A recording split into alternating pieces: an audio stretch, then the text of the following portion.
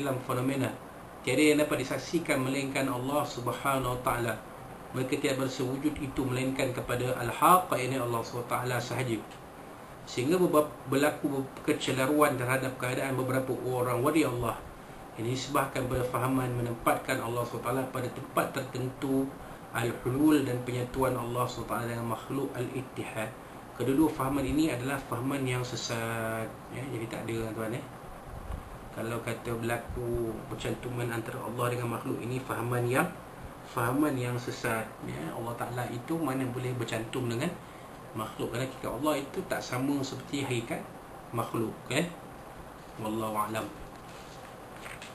Adapun perkataan al-halaj, aku adalah al-haq, yani Allah SWT adalah haram istisyara, dilafazkan kerana ia mengelirukan. Akan tetapi berlaku peristiwa dan keadaan yang tertentu terhadap ahli sufi yang secara latahan syatahat menyebutkan hal demikian.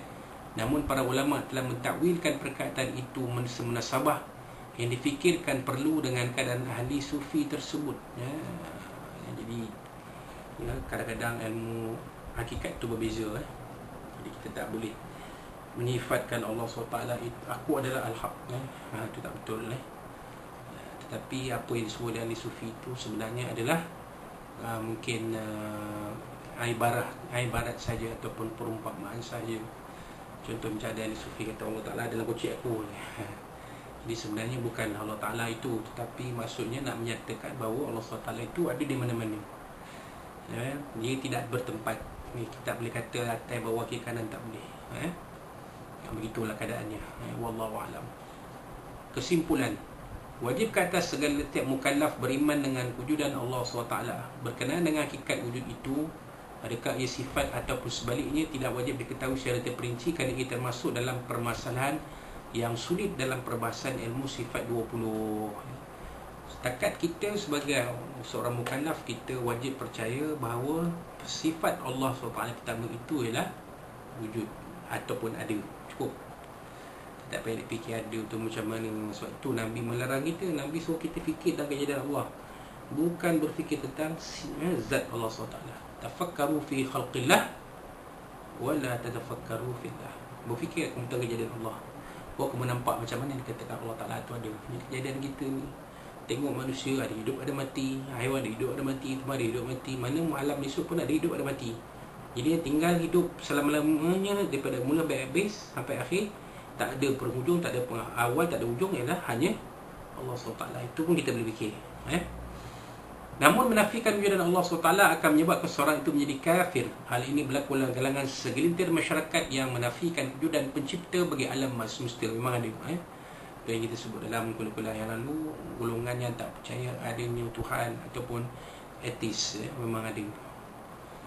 Mereka tak percaya bahawa adanya Tuhan, mereka percaya alam ini jadi sendiri. Itu terserah pada mereka lah. Tapi mereka akan fikirlah, takkan alam menjadi sendiri, takkan dia jadi sendiri, dia itu takkan dia jadi sendiri.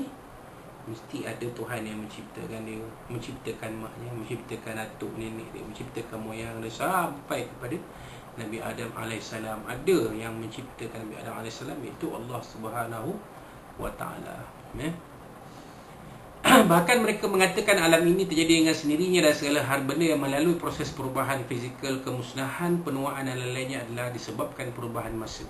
Fahaman yang sesat seperti ini dinamakan dengan fahaman ad-dahriyah ataupun etis lah, kita sebut sekarang ni etis, ataupun free thinker, boleh juga. Mereka tak percaya adanya Tuhan, mereka tak percaya, tidak pemegang apa-apa kepercayaan agama. Mereka berfikir menggunakan logik akal sahaja. Walaupun fahaman ini pernah wujud dan popular pada satu ketika dahulu, namun kebiasaan para ulama dapat menguburkan fahaman itu dan mendaulatkan fahaman al-sunnah wal jamaah Asy'ariyah Maturidiyah. Maksudnya fahaman ad-dahriyah ni wujud dalam masyarakat Islam satu ketika, dan hari ini pun masih ada. Dalam masyarakat Islam ada fahaman ad-dahriyah. Kalau tuan-tuan tak ada, tuan-tuan tengok Facebook lah, namanya Melayu Agama Islam Sambut Raya, Sambut Raya Haji. Tapi bila kita baca tulisan-tulisannya, jelaslah dia ini orang yang tidak bertuhan, tidak percaya kepada Tuhan. Jadi bahaya tu. Kita kena berhati-hati supaya tidak terpengaruh. Kita naklah berpegang dengan akidah Ahlussunnah wal Jamaah Asy'ariyah Maturidiyah, bahawa sifat pertama yang ada pada Allah SWT itu ialah ada. Kalau tak ada sifat sifat ada pada Allah Taala ni, tak ada sifat-sifat lain. Kerana asas usulnya Allah Taala itu ada. Dan wajib Allah SWT itu ada. Mustahil Allah Taala itu tiada. Yang tiada adalah sifat makhluk. Dari ada, diadakan, diciptakan,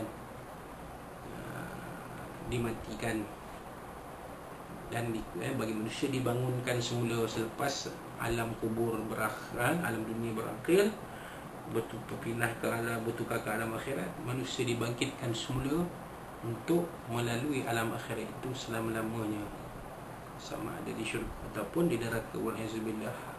Itu dia tuan-tuan. Itulah dia sedikit kupasan tentang sifat wujud pada Allah Subhanahu wa Ta'ala. InsyaAllah pada kuliah kita akan datang, itu pada 6 September 2020, kita akan sambung dengan bab 2 sifat salbiyah, iaitu fasal pertama qidam, sifat qidam. Jadi sifat salbi, sifat nafsiyah, sifat yang ada pada zat Allah Taala ialah wujud satu je. Apa mana sifat salbiyah kita akan huraikan nanti pada kuliah kita akan datang. Dan sifat pertama dalam kumpulan kecil sifat salbiyah ini ialah sifat qidam. InsyaAllah kita akan kupas bermula dari muka surat 65. InsyaAllah dengan izin Allah SWT kita akan bertemu pada 6 September 2020. InsyaAllah. Jadi itulah dia sikit sebanyak apa kita boleh kongsikan pada malam ni. Mudah-mudahan apa sebab kongsikan pada malam ni bermanfaat untuk kita bersama. Boleh kita kepada Allah kita boleh kita hormati berkati Allah SWT.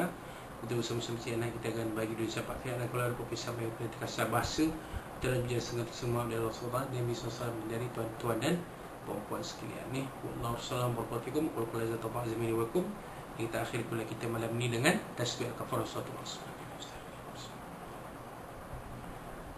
A'udzu billahi minasyaitonir rajim. Bismillahirrahmanirrahim. Alhamdulillah rabbil alamin wa bihi nasta'in wassalatu wassalamu ala asyrafil mursalin ala Muhammadin rasulillah. Allahumma arhamna wa tafna ba'di fa اللهم انزل كفينا ورينا ونعوذك من شر اللهم بدل شرنا ومفرج ومشتك وجزاز ومسلم كلابك يا قهار يا جبار متكم يا الله يا الله يا الله اللهم ينزل كتاب ويرسل وازم العذاب هزم وصلاح فالمسجد عمر امين ربنا زينا مزوم فما يا اكبر ربنا اتنا في الدنيا حسنه وفي الاخره حسنه وقنا عذاب ربنا عليك توكلنا واليك من المصير ربنا تقبل منا دعانا وسلام علمنا ولقاءنا واعملنا في هذه الليله المباركه من شر ذي الحجه لك السميع عليم لما لا تتم رحيم دعونا فيها اسم الله تتنا فيها السلام والدعوان الحمد لله رب العالمين تقبل الله منا منكم منا منكم تقبل بالله التوفيق السلام عليكم ورحمة الله وبركاته.